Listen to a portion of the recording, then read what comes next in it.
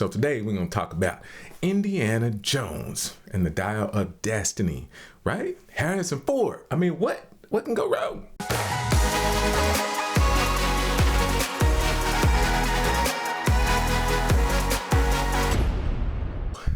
Let's start with the good. Indiana Jones and the Dial of Destiny.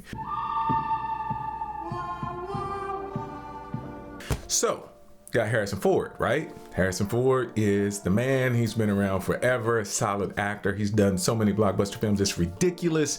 And he's done a lot of Indiana Jones movies. The dude is 81. Yeah, he's 81 and he's still out there doing it like it's nothing. I mean, like it's something. You can tell he's older, but yeah, he's doing it. So that's one good. The other thing is, you know what? It's another Indiana Jones movie. How can you go wrong?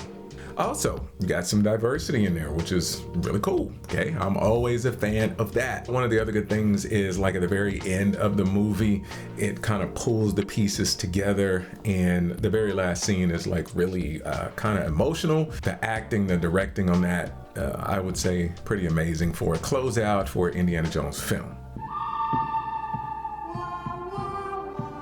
And I can't believe I'm saying this, but this is an Indiana Jones movie. You know, you got a huge budget, but the CGI and the effects were bad. They were like terrible. It looked so fake. I can't believe how bad it was. It was like, look, it's just a movie from the 90s because that's what the CGI looked like. It looked like a movie from back then. Look, here's the other thing. I don't know if this is gonna be a pet peeve of mine or what, but man, come on with the fighting on top of a moving train.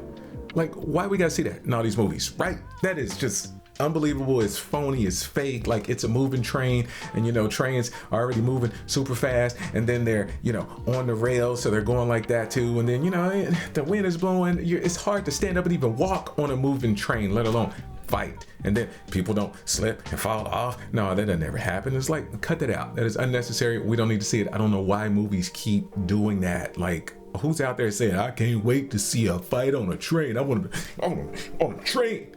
All right, so here's another bad. Like, the storyline was like pretty much the same. Like, Indiana Jones, you know, there's a prominent woman in the story, and Indiana Jones doesn't trust her, or he's trying to trust her, and then she betrays him, and then they go on this adventure, and then they end up liking each other and becoming best friends or lovers or whatever the case may be. That storyline is still pretty much the same. That happens in this movie. How many times have we seen that in an Indiana Jones movie? Why do we have to see that again? All right, here's the other bad. Indiana Jones in this movie is like 20 to 30 years older than he was like from the last movie. Okay, so he's like retired, like his hair is all white, like he's done with all of this stuff, right? But he's still acting the same way and doing the same things when he goes on this adventure. And what I mean is, he's older, so therefore he would be wiser. Like, he's not gonna get into a foot chase with somebody. Like, he's too smart for that. He's going to outthink them now because he doesn't have the same physical skills that he had before. They have him doing the same thing that he was doing before. He's pulling out whips. He's punching people. Okay, that's fine, punching people. But, you know, he's foot chase, car chase, all that stuff. Some of that is okay, but it was too much. We want to see him smarter and wiser. Or at least I do. What I'm really getting sick of, and I'm kind of sick of it with these movies too, is like the bad guys. They're always who? The Nazis. Like, man, how many times we got to see them in stories, especially in the Indiana Jones stories?